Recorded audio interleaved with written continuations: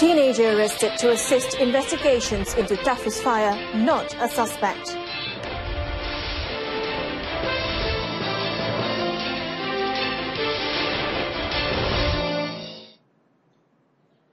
Good afternoon, I'm ANNETTE CHRISTIE. You're watching News on 2. The remains of all 23 victims who died in a fire at the Darul Quran Ittifaqiyah TAHFIZ school have been laid to rest. 11 of the victims were buried in the Raudatul Sakina Cemetery, Taman Batu Muda, at about 8:30 p.m. last night. Their bodies were transported using hearses after prayers at the Madrasah Islamiyah Hospital, Kuala Lumpur, HKL. About 2,000 people, consisting of relatives, family members and the public, attended to pay their last respects to the victims.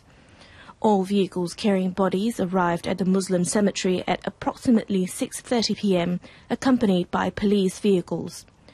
Members of the Civil Defence Force, APM, and the Fire and Rescue Department assisted in the affairs. All 11 victims were buried in a row, side by side. They were Muhammad Zatullah Ruslan, Ahmad Harith Adam Muhammad Nur Hadi, Muhammad Taufik Hidayat Nur Azizan, Muhammad Hazim Ahmad Nur, Muhammad Nizamuddin Nasrun, Muhammad Haris Ikhwan Muhammad Sulaiman, Muhammad Hafiz Iskandar Muhammad Sulaiman, Muhammad Shafiq Haikal Muhammad Sulaiman, Muhammad Daniel Muhammad Amin, Amil Ashraf Abdul Rasid, and Muhammad Aidil Akmal Muhammad Zamzuri.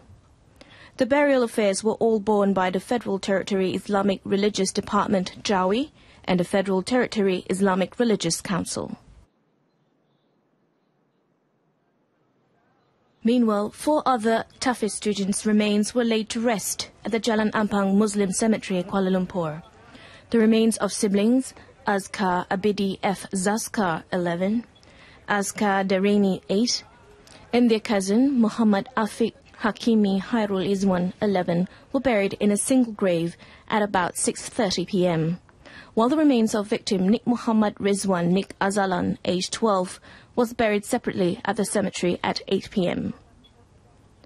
In Seremban, the remains of Fahmi Abdullah, aged 11, were laid to rest in Makam Tuan Haji Muhammad Said Cemetery in Sikamat around 9 p.m.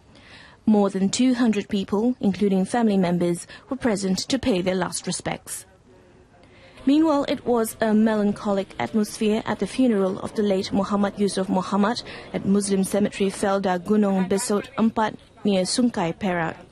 Muhammad Yusuf, aged 26, an instructor and warden at the Darul Quran TAHFIZ Ittifaqiyah, was laid to rest around 9:30 p.m. Apart from family members and villagers at the funeral, the burial process was assisted by several members of the Civil Defence Force. Meanwhile, the remains of TAHFIZ school warden Muhammad Amirul Nizam Sakarno, aged 25, was laid to rest in a Tujuh Muslim cemetery, Pengkalan Kubur Tumpat, at 2:40 a.m. Over 1,000 attendees were at his funeral, comprised of family, friends and villagers. Also present was his widow, Nur Fatiha Othman, aged 23. In a related development, Inspector General of Police Tan Sri Muhammad Fuzi Harun said a teenage boy who was remanded by the police was not a suspect connected to the TAHFIZ school fire. He said the teen was remanded to assist investigations, adding that he is not a student of the TAHFIZ school. Earlier, news had gone viral regarding a TAHFIZ student being arrested by the police after sneaking out of the dorm a few hours before the fire. Meanwhile, Prime Minister Datuk Sri Najib Tun Razak was deeply saddened by the tragedy that claimed the lives of 21 students and 2 teachers of the TAHFIZ school. Datuk Sri Najib went straight to the school in Kampung Datuk Keramat in Alor after visiting the grave of the late Sultan Abdul Halim Muazzam Shah, who passed away on Monday. According to Datuk Sri Najib, he was deeply saddened as the TAHFIZ students would perform religious rituals at his residence in Jalan Duta every Friday. Kerana anak-anak ini dan ustaz-ustaz melakukan ibadat di rumah saya di kediaman Jalan Duta pada tiap-tiap malam Jumaat. Sudah berjalan sekian lama. Jadi inilah satu tragedi yang saya terasa sangatlah pada diri saya secara peribadi. Datuk Sri Najib spoke to the reporters after accompanying the Yang di-Pertuan Agong, Sultan Mahmud V, to visit the TAHFIZ school fire location. The Prime Minister added that the unfortunate students were staying in a temporary building while waiting for the construction of the new TAHFIZ school building to be completed. When asked about reports that the fire might be due to foul play, the Prime Minister said he would leave the matter to the police to investigate. Deputy Prime Minister Datuk Sri Dr. Ahmad Zahid Hamidi said that the Indian and Muslim business community under the Malaysian Indian Muslim Chamber of Commerce and Industry, MIMCOIN, should create and expand their business networking globally. He added that the move was not only good for the community's image in the global arena, but will also push and promote the brand of Malaysia as a whole. The Deputy Prime Minister added that MIMCOIN members, especially those actively involved in the business, should establish Malaysian brands overseas to promote Malaysia, to establish an international network.